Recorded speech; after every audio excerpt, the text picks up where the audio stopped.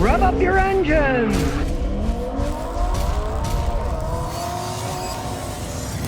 Well, here's one of the reasons you don't want to take your car to Walmart for an oil change. A woman in Greensboro, North Carolina, took her car to Walmart, get the oil changed. She drove and all of a sudden it started acting up. Well, they put twice as much oil as they should, and not only it started leaking, but it bent the piston rods, and she had to get a new engine. Now, they didn't just give it away. She had to really complain to Walmart, right? And they ended up giving her some money.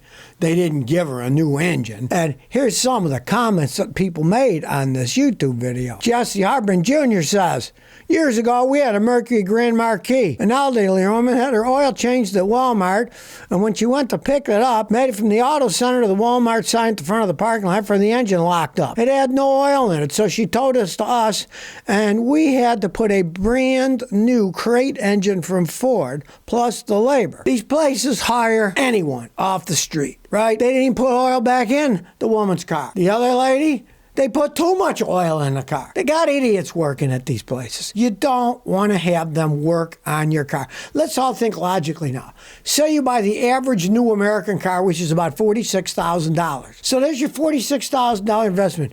Do you want these kids that are making minimum wage working on your car? You shouldn't want them to. It's just not a logical thing to do. You know, you want to go buy oil at Walmart? They got great prices, right? Take it home and do it yourself. Don't have it done there. And this goes for a lot of these discount oil change places too.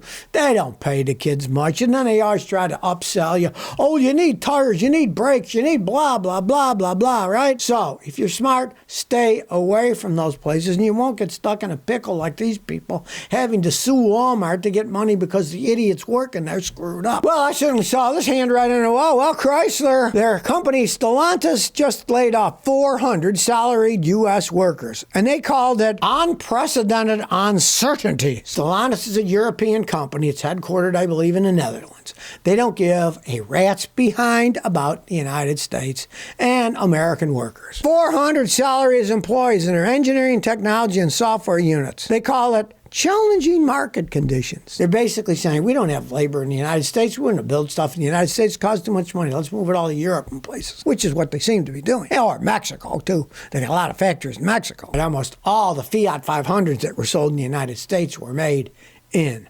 Mexico. It kind of reminds me of a hilarious joke. If you remember ages ago, the early Fiat 500 ads on TV where they had the Fiats coming from Italy and they're coming on the shore on the beach and driving and right. Well, the truth is, if they wanted to make truth in advertising, of course they never do, but if they did, they would have had the Fiat 500s floating over the Rio Grande River on rafts because every single one of them was made in Mexico that they sold in the United States. So Stellantis bought Fiat and Chrysler. They're even a more European company. Stellantis said they are laying off these foreign employers after rigorous organizational reviews, they said. That'll leave them with about 11,000 salaried workers in the United States, and I guarantee you it's just going to keep going down as time goes on. That's what happens when you get a company like Stellantis, European company, by an American company. They don't care about the American side. Now, let's face the facts. Stellantis' biggest seller is Fiats, right? They sold more Fiats than any other car they make, and they make a lot of cars, Stellantis, right? But they only sold 685 Fiats in the United States last year, so they've pretty much given up with the American market when it comes to Fiat. Yeah, they're going to try those electric 500 Fiats, but already they see the handwriting on the wall and they're thinking, well, you know, maybe they'll be electric and gasoline. We'll make them both because they're saying, uh-oh, nobody wants these electric cars. Well, they certainly want our little pile of crap electric cars. Now, here's something that makes me sick, and if you don't buy one, it's not going to make you sick, right? Ford has these crazy EcoBoost engine that have wet rubber cam belts on the engine, right? The original reason that they had them lubricated with engine oil was because they started out with timing gears, just gears, which last forever. They cost more money. So then to make them cheaper, a gear on the bottom and a gear and a cam in the middle, and they connected them with a chain. It's cheaper building them that way, okay? Then some bright-eyed engineer said, why don't we just use rubber timing belts? They're even cheaper to make, and then we don't have to have heat-sintered cogs because instead of running a chain, they're running a rubber belt, all cheaper to make, right? Well, Ford came up with the absolutely moronic idea of let's have cam belts that are made out of rubber, so the sprockets and the belt's cheaper, but it's soaked in oil. Now, I've seen those things break, and they have oil pumps that run on rubber belts. They break. The engine goes kaput. Why anybody would ever build a vehicle like this? There's only one reason, and that's cheap production. They say the sprockets are cheaper to make because they don't have to have the teeth for a big steel chain. You don't have to buy a chain. It's a rubber belt. They say, oh, these rubber belts are great. They never break. Well, yes, they do. I've seen them break, and they destroy the engines, right? Do a little research on it. You'll see they're breaking on their oil pumps. That some of them have oil pumps that run on a rubber belt that's soaked in oil. Some of them have the cam belts that's soaked in oil. Volkswagen has a similar setup. It is just plain stupidity, but why are they doing it? Because it's cheaper to make them. You know what I say? Say, you can make them as cheap as you want. I don't care because I'm never going to buy one. So do a little research before you buy a car. And if it's got a wet rubber timing belt system soaked in oil, don't buy the stupid thing. Well, you know, Ford squawking away saying, oh, we're going to try to make a $25,000 electric vehicle now. Guess what they're saying? Well, we might build our affordable EV platform in India. Now, this is kind of interesting because in September 2021, Ford stopped their productions of cars in India. They had made them in India. And over the past decade, they blew $2 billion there, and then they stopped making them, right? Well, now they're thinking, maybe we'll make cheap electric vehicles in India because we can make them cheaper there. And, of course, you know, they're talking now. They're saying, well, this is for the foreign market, for Asia and India, la, la, la, la, la, la. Yeah, well, guess what? If Ford started making them in India, next thing you know, they're going to be importing them into the United States that are made in other countries, right? But they're still Fords, and they don't have to pay all the taxes that other companies would have to pay, right? So Ford, first they talked about, oh, we're going to make an affordable EV, and now they're saying, well, maybe we'll make them in India. I have no experience with Indian-made cars because they never really brought any to the United States. I know that those little junky cars they make, they don't even like it in India. The Tata, the cheap Tatas, from what I've read, they're not even popular in India. But, you know, Tata does own Jaguar Land Rover, so, you know, they're trying for the high end, too. Low end and high end. And now they're going to try for low-end EVs, and Ford says, hey, maybe we'll start making them in India. Well, let's watch and see if they do make them in India and then sneak them into this country saying that, well, it's a Ford, so we can bring them in without any kind of tariff on it, right? Free Rider 752 says, Scotty, should I buy a Magna Ride or no Magna Ride? I'm looking to get a Mustang GT up here in Toronto. I was wondering if you'd recommend getting Magna Ride suspension. Do they last? Are they more expensive to repair? What would you say? They do ride better, and they're totally adjustable. So you can adjust them for racing,